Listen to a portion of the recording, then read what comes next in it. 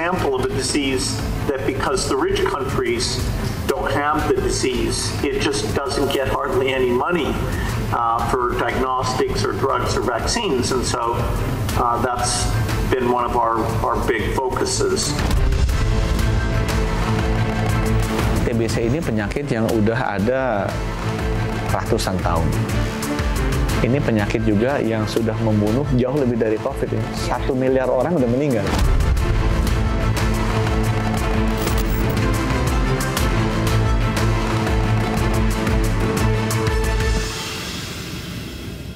Pemirsa, Presiden Prabowo Subianto mengungkap dukungan terhadap pendiri Microsoft and Gates Foundation, Bill Gates, yang akan mengembangkan vaksin TBC. Dan Indonesia akan menjadi salah satu tempat uji coba vaksin tersebut.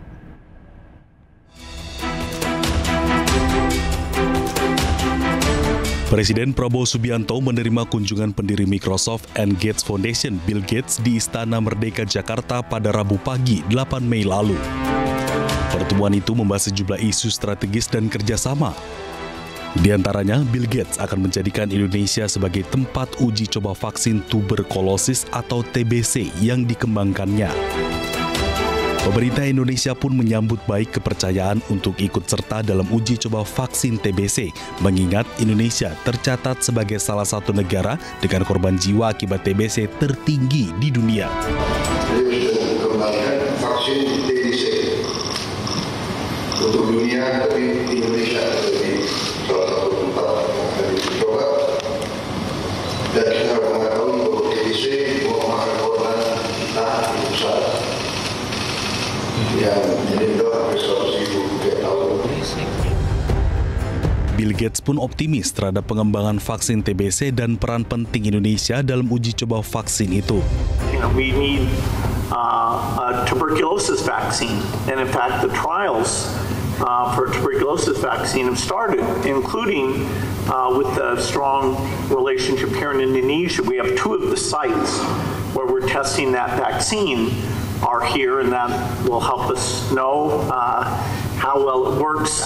TB is a great example of a disease that because the rich countries don't have the disease, it just doesn't get hardly any money for diagnostics or drugs or vaccines. And so that's been one of our big focuses. Lots still to do in health. Selain Indonesia, India dan Afrika juga menjadi tempat uji coba vaksin TBC yang dikembangkan oleh Bill Gates.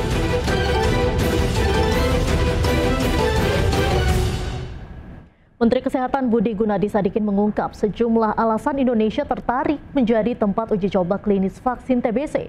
Salah satunya untuk mengetahui kecocokan vaksin tersebut dengan masyarakat Indonesia. Indonesia tertarik untuk menjadi tempat clinical trial level 3 karena dengan kita lakukan clinical trial level 3 kita bisa tahu lebih dulu kecocokannya dengan orang kita karena itu tergantung genetiknya juga ya. Yang kedua, kita bisa mendapatkan akses terhadap teknologi vaksin ini. Karena ilmuwan-ilmuwan kita kan dilibatkan. Ini kerjasama dengan UNPAD dan Universitas Indonesia. Ya.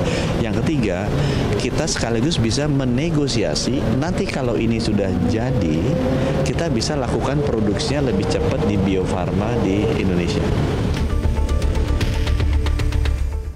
Untuk membahas hal ini lebih lanjut sudah bersama kami ada Prof. Erlina Burhan, peneliti utama nasional vaksin M72, Ibu Siti Fadila Supari, Menteri Kesehatan 2004-2009, Dr. Sarpini Abdul Murad, relawan kemanusiaan, dan juga Bapak Diki Budiman, epidemiolog. Selamat malam Ibu-ibu, Bapak-bapak. Selamat malam. Baik, saya akan menuju ke Bu Erlina terlebih dahulu. Bu Erlina, ini kan muncul pro kontra Bu soal uji klinis vaksin TBC di Indonesia. Ada yang bilang ini demi kemanusiaan, ada yang bilang ini kelinci percobaan. Tanggapannya seperti apa Bu Erlina? Ya, jadi saya ingin mengatakan ya bahwa tidak ada itu istilah kelinci percobaan. Ini murni uji klinis ya, dan berlangsung sudah sejak 26 tahun yang lalu. Dan saya juga ingin mengoreksi bahwa ini bukanlah vaksin buatan atau ciptaan dari Bill Gates. Tapi vaksin ini pertama kali diinisiasi itu di Belgia oleh perusahaan farmasi namanya GlaxoSmithKline atau GSK bersama dengan para researcher dan ilmuwan, dan mereka melakukan penelitian preklinik namanya. Jadi mulai dari laboratorium in vitro, lalu kemudian dilihat potensinya ternyata baik, maka kemudian dilakukanlah trialnya di hewan coba, mulai dari tikus, kelinci sampai dengan primata non-human yaitu kera pada saat itu. Nah, ini berlangsung sekitar 5 tahun sampai 2004. Nah, saat itu hasil dari uji preklinik ini menunjukkan potensi yang baik dari segi efikasi dan keamanan, makanya kemudian mendapatkan izin untuk dilakukan uji klinis di manusia. Ya, jadi ini uji klinis, bukan uji coba, bukan juga kelinci percobaan ya. Mulai dari tahun 2024 itu ada fase-fasenya. Tahun 2004 ada fasenya, fase 1, fase 2, dan fase 3. Jadi fase 1 itu berlangsung dari 2004 sampai 2013 itu ya, dan itu dilakukan di negara-negara maju loh. Yaitu ada Amerika Serikat, ada Switzerland, ada Belgia, ada juga Filipina yang negara berkembang seperti Indonesia. Dan dari fase 1 ini pun uji klinisnya menunjukkan safety profile yang tolerable dan ringan-ringan saja, dan juga ada potensi efikasinya baik, maka mendapatkan izin untuk melakukan di kalangan yang lebih luas, itu lebih banyak. Kalau tadi hanya sekitar 30 atau sampai 50 partisipan, maka fase 2 ini butuh ratusan partisipan. Artinya apa? Semakin banyak yang dilibatkan, ini akan makin banyak butuh biaya. Nah, kemudian saat itu agak tersendat uji klinis ini karena tidak ada dananya. Akhirnya dicarilah donatur-donatur atau konsorsium, maka kemudian step in ini Bill and Melinda Gates Foundation untuk mau mendanai fase 2 dan sampai ke selesai begitu ya. Jadi fase 2 ini mulai dari tahun 2013 sampai dengan 2018. Hasilnya cukup bagus. Yang 2B, uji klinis 2B ini potensinya 50% kira-kira dengan safety profile yang juga baik, sehingga bolehlah kemudian dilanjutkan ke fase 3. Fase 3 ini juga mendapatkan sponsor atau pembiayaan dari Bill and Melinda Gates Foundation, tapi tidak sendirian, ada juga welcome trust dari Inggris ya. Jadi maka kemudian bisa memperluas cakupannya untuk partisipan sampai untuk fase 3 ini sebanyak 20.000 ya. Jadi ada 5 negara ya, ada di 55 lokasi di 5 negara, yaitu Afrika Selatan, Malawi, Kenya, Indonesia, dan Zambia. Indonesia sudah mulai merekrut partisipan di September 2024 dan sudah tutup sampai awal April 2025. Jadi sudah selesai rekrutmen dari partisipannya. Jadi Indonesia memberikan kontribusi sebanyak 2.095 dari 20.000 partisipan dari seluruh dunia. Artinya apa? 10% partisipan ini dari Indonesia. Jadi saya kira tidak ada lagi istilah kelinci percobaan, karena uji klinis ini betul-betul mengikuti kaidah-kaidah saintifik ilmiah dan mengedepankan etik juga, karena protokolnya harus disubmisi atau didaftarkan untuk mendapat persetujuan dari kelima tempat lokasi penelitian di Indonesia, yaitu FKUI, FK Unpad, Rumah Sakit Persahabatan, Rumah Sakit Islam Cempaka Putih, dan Rumah Sakit Pendidikan RSUI. Harus melewati Komite Etik Penelitian Kesehatan atau KEPK.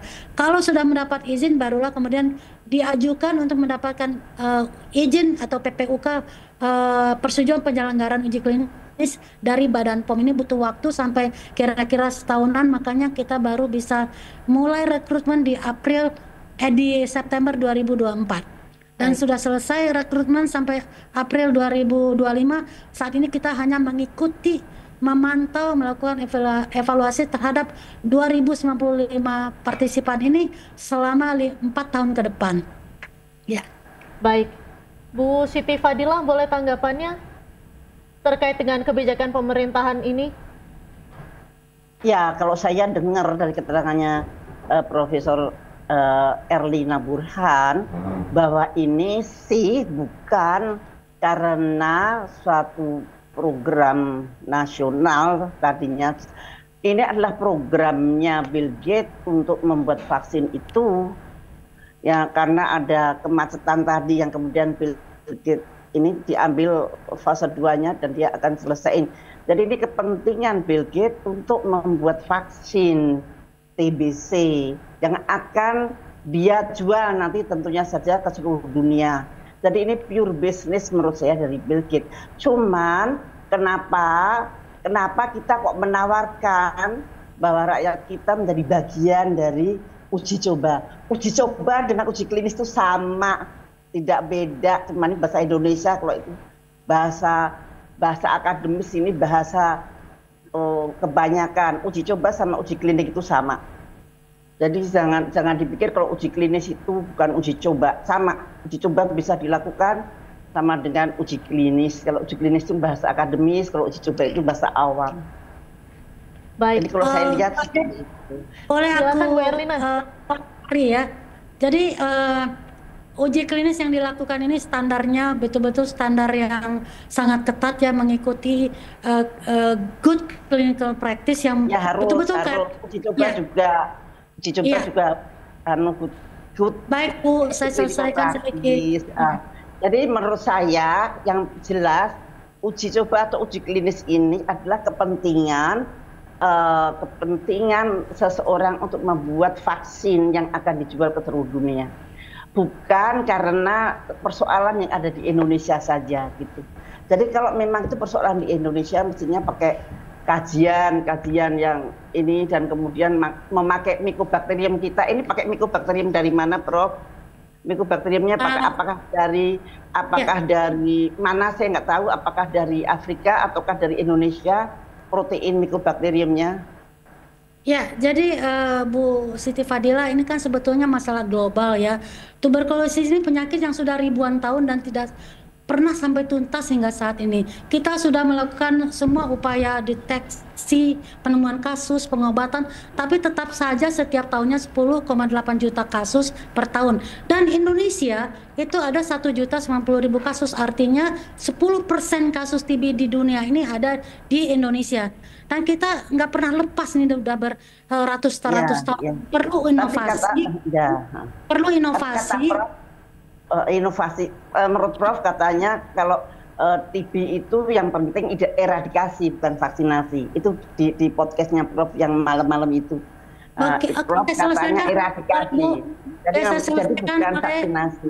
Ya, belum selesai Bu. Jadi kita butuh inovasi bukan saja di bidang diagnosis menemukan kasusnya dan mengobati, tapi juga ada upaya pencegahan, dan vaksinasi ini adalah salah satu upaya pencegahan. Kita ingat polio ya, berhasil sekali vaksinasinya, kemudian juga herpes zoster dan lain-lainnya. Jadi artinya memang vaksin ini ada perannya di upaya pencegahan. Jadi kita lebih ke hulu. Dan saya ingin menyampaikan selama ini bangsa kita, bangsa Indonesia hanya menjadi penonton di tengah-tengah kemajuan teknologi dan inovasi. Kita nggak ada perannya. Tapi untuk kali ini kita berperan aktif, ikut menjadi peneliti. Artinya apa? Artinya bahwa peneliti Indonesia ini direkognisi, diakui untuk bisa melakukan penelitian semacam ini. Dan ada nilai tawarnya saya kira kalau kita ikut dari awal. Ingat Bu, waktu zaman COVID kita nggak ikut-ikutan, tiba-tiba vaksinnya, dan saya ingat sekali Menteri Bu Retno dan Bu Sri Mulyani itu sampai lobby-lobby untuk kita bisa mendapatkan vaksin. Tapi untuk TB ini karena kita ikut dari awal, kita akan punya posisi tawar. Pertama, transfer knowledge tentu saja untuk para peneliti. Kedua, transfer teknologi untuk bisa akhirnya ke depannya bisa diproduksi dalam negeri. Kita tahu kan Bio Farma, salah satu farmasi BUMN, itu punya kemampuan memproduksi vaksin, yaitu contohnya polio kan diproduksi di Bio Farma. Ya, jadi ke depannya saya kira juga harus lobby-lobby supaya vaksin ini ke depannya diproduksi di dalam negeri, supaya apa? Satu, availability-nya kita bisa jaga, accessibility-nya bisa diakses dengan mudah, dan tentu saja terjangkau harganya, affordability-nya juga ada. Jadi kalau Ibu mengatakan bahwa ini adalah jualan dari Bill Gates, Satu saya ingin mengingatkan, ini bukan Bill Gates yang menciptakan vaksin ini. Dimulai dari tahun 1999. Bill Gates itu baru step in pada saat macet, nggak ada dana untuk meneruskan. Negara maju biasanya tidak mau ini karena mereka tidak masalah mereka. Baik. Ya, tidak ada masalah mereka, dan negara kita juga nggak punya duit. Nah sekarang di tengah-tengah yang dikatakan ini akan jualan, kita harus tetap mengambil manfaatnya untuk kepentingan bangsa kita. Baik, Kalau saya dari seperti itu, Bu. Kita tahan dulu, Kenapa tidak memakai Mycobacterium yang Indonesia dan dibuat oleh Bio Farma? Itu memang janganlah kita tiba-tiba ikut padahal bahannya kita ambil dari Afrika gitu. Apakah nanti tidak membahayakan orang-orang Indonesia gitu loh? Saya jawab ya Bu ya, pada fase 1 itu Filipina ikut uji klinis fase 1, nggak masalah orang Indonesia. Filipina mirip-mirip. Bu Erlina, fase 1 kan kita tidak tahan bagus, sebentar, Mbak. kita lanjutkan usai jeda ibu-ibu. Baik, pemirsa, The Prime Show masih akan kembali usai jeda, tetaplah bersama kami.